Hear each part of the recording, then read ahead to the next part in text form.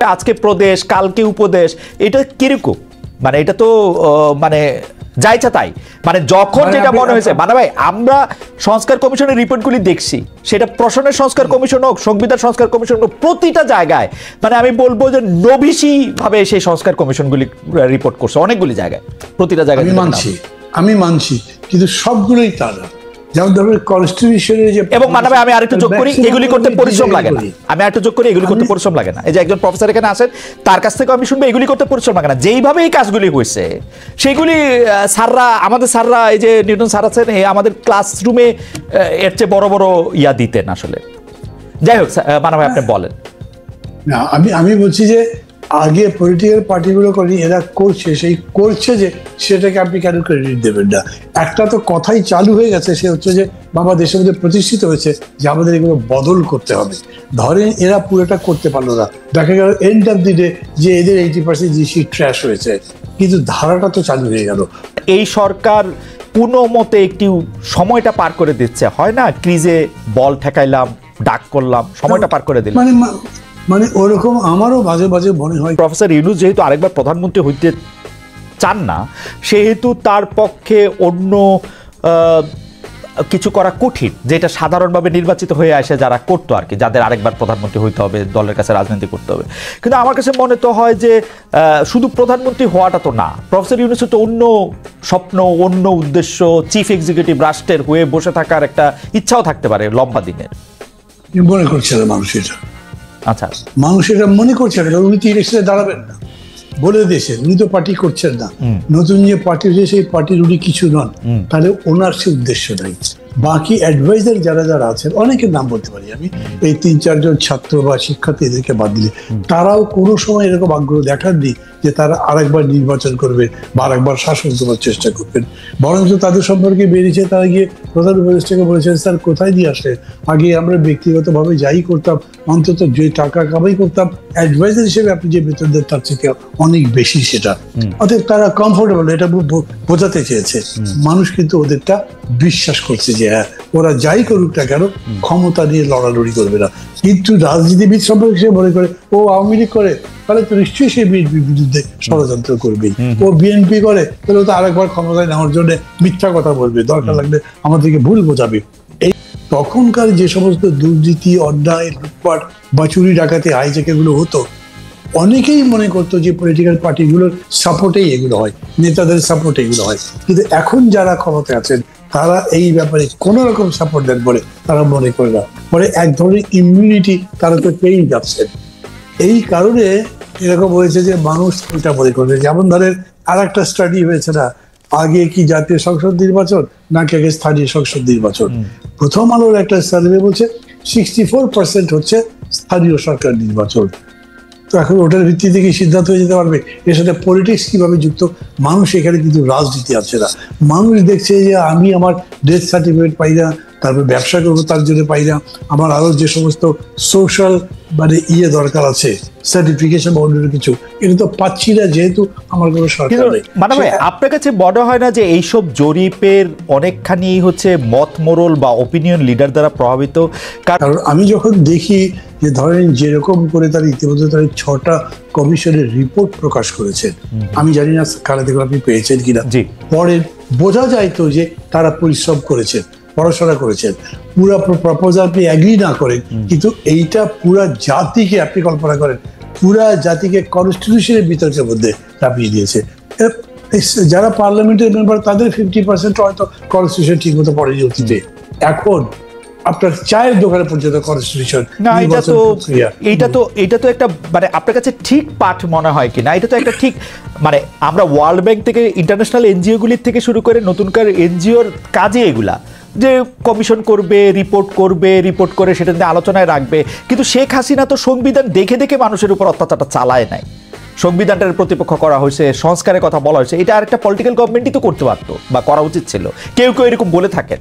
আপনার political government তো করেনি না, বাইরে করছে। এবারে পলিটিক্যাল গভর্নমেন্টের উপরে সেই চাপ আমরা রাখতে পারতাম যে সংস্কার কমিশনটা করো, পরে যারা আসবে তারা এটা কন্টিনিউ করতে পারে। সেই অর্থে আমি বলছি যে এদের এই প্রচেষ্টাকে আপনি ধন্যবাদ দিতে হবে, বিকজ আমি মনে করি যে এটা দিয়ে পুরা জাতিকে একটা থিওরিটিক্যাল ডিবেটের মধ্যে, একটা ইথিক্যাল ডিবেটের মধ্যে, মানে একটা জ্ঞানের চর্চার মধ্যে নিয়ে যেতে পেরেছে।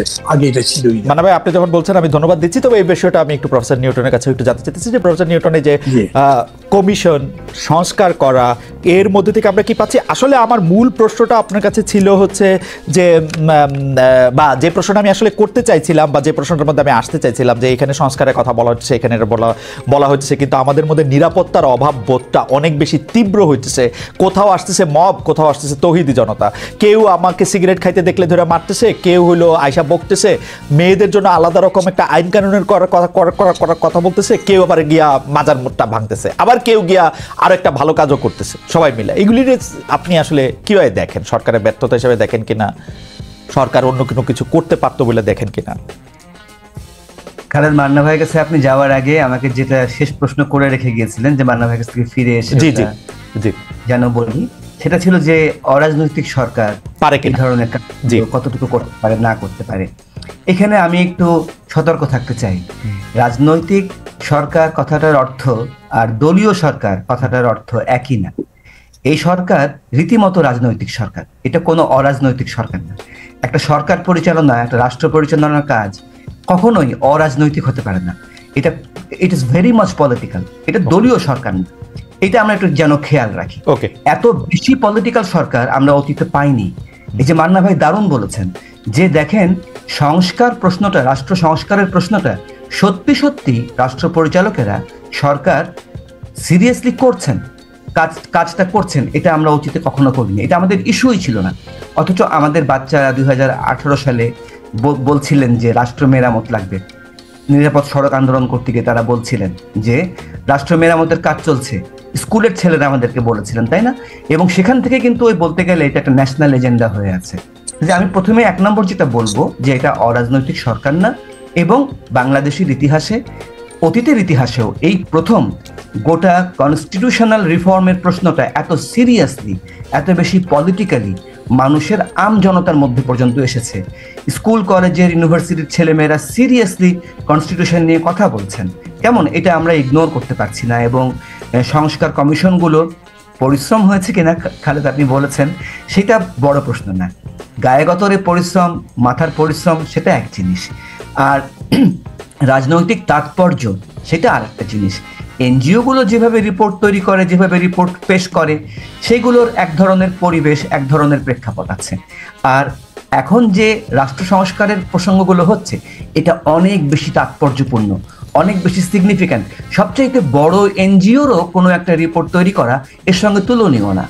আচ্ছা, এরপরে মব এবং আইন শৃঙ্খলার প্রশ্নটা আপনি এনেছেন। দেখেন, আমি দেখছি কি যে এবারের গণ অভ্যুত্থানের পরে আমাদের গোটা সামাজিক রাজনৈতিক আলাপ আলোচনার মধ্যে মব প্রসঙ্গটা একটা নতুন শব্দ হিসেবে যুক্ত হয়েছে গণহারে, মানে গণ লেভেলে। এখন ইংরেজিতে আমরা যখন মব টব বলি না, কে কি বোঝেন আমি ঠিক জানি না, কিন্তু আমাদের এখানে গণপিটুনির ইতিহাস অনেক পুরনো। আমাদের এখানে চোরকে পিটিয়ে মেরে ফেলা অনেক পুরনো।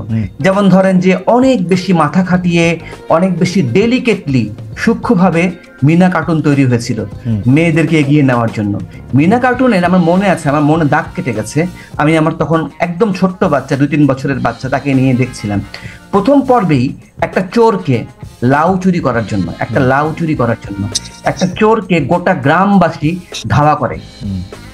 এমন এগুলো আমাদের সমাজের মধ্যে, আমি শুরুতে যে অদৃশ্য লিগ প্রসঙ্গে যেটা বললাম, আমাদের গোটা সমাজ কাঠামোর মধ্যে, আমাদের প্রতিষ্ঠানগুলোর মধ্যে, আমাদের পরিবারের মধ্যে, আমাদের ব্যক্তিগত চিন্তা প্রণালীর মধ্যে অনেক মুশকিল আছে। আচ্ছা, তার মধ্যে এরকম এই জিনিসগুলো আছে। আমি আরেকটা প্রশ্ন তুলেছেন, বলে নিই আমি, সেটা হলো যে এই যে মেয়েদের সিগারেট খাওয়া নিয়ে আমি বলি কি, দেখেন এটা তো খুব খারাপ কাজ হয়েছে, অকল্পনীয় খারাপ কাজ হয়েছে, তাই না? এখন এটা এমন না যে এটা জুলাই অভ্যুত্থানের পরে প্রথম ঘটলো, অতীতে কখনো ঘটে নাই। এবং এখানে সিগারেটটাও ইস্যু না। আমাদের দেশে সবচাইতে প্রগতিশীল বলে যে লোকগুলো পরিচিত, যারা নিজেদেরকে মনে করেন যে আমরা প্রগতিশীল না, তারা উঠতে বসতে ওই শব্দটা ব্যবহার করেন, বা আমি বলছি কি, একদম আমাদের জেএমবি, আমাদের জনযুদ্ধ, আমাদের লেফট আন্ডারগ্রাউন্ড পার্টি, আমাদের কমিউনিস্ট লেফট পার্টিগুলো, আমাদের আওয়ামী লীগ, আমাদের বিএনপি, আমাদের জামায়াতে ইসলামী, সবগুলো পলিটিক্যাল পার্টির আপনি নেতাদের ফ্যামিলিতে যদি ঢোকেন, দেখবেন মেয়েদের অবস্থাটা কি।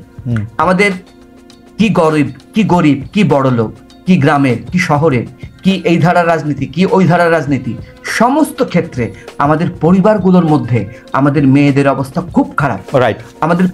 আমাদের পরিবারগুলোর মধ্যে বল প্রয়োগ, একটা সাধারণ কথা, উন্মাদের একটা কার্টুন চালু হয়েছিল, স্লোগান হয়ে গেছিল, আপনার মনে থাকবে, সবার মনে আছে, মায়ের উপরে ওষুধ নাই। রাইট। এটা হচ্ছে আমরা মনে করতাম যে আমাদের স্কুলের সেই টিচারটা ভালো যে ছেলে মেয়েদেরকে মারে, কেননা মানুষ করার জন্য মারতে হবে। এই যে ব্যাপারগুলো দেখেন, বল প্রয়োগ নিয়ে, নারীর প্রতি অ্যাটিটিউড নিয়ে, এগুলো আমাদের পুরনো রোগ, এগুলো দীর্ঘ মেয়াদে আমাদের কাজ করতে হবে। প্রফেসর নিউটন, আমি দুটো বিষয় একটু আপনার দৃষ্টি আকর্ষণ করতে চাই। একটা, আপনাদেরকে রাজনৈতিক সরকার বলেছেন, কিন্তু নির্দলীয় সরকার বলেছেন। কিন্তু আমার কাছে মনে হয় যে আপনি যেমন বলছেন যে এই সরকারের মতো এত বেশি রাজনৈতিক সরকার আসলে অতীতে কখনো দেখা যায়নি, সেই বক্তব্যের সাথে আমি একমত পোষণ করে কই যে এই সরকারের মতো দলীয় সরকারও আসলে খুব বেশি আসলে দেখা যায় নাই, যারা আসলে মার্কা না নিয়ে আসছেন, অনির্বাচিত দলীয় সরকার। যেমন প্রফেসর ইউনূস রাষ্ট্র ক্ষমতা নিয়েই প্রথমেই বলছেন এই ছাত্ররা তাদেরকে নেতৃত্ব নিয়োগ দিচ্ছেন, তারপরে প্রফেসর ইউনূস বেছে বেছে এমন সব লোককে নিয়োগ দিয়েছেন যারা একটা ঘরানার, একটা জায়গার এবং উনার পছন্দের মানুষ, এবং এটাকে আমি একটা খুবই খুবই বাছাই করা একটা দল বলতে পারি। এবং সেই দলটা যে একটা দল সেটা বোঝাও যাইতেছে নানা রকম ভাবে।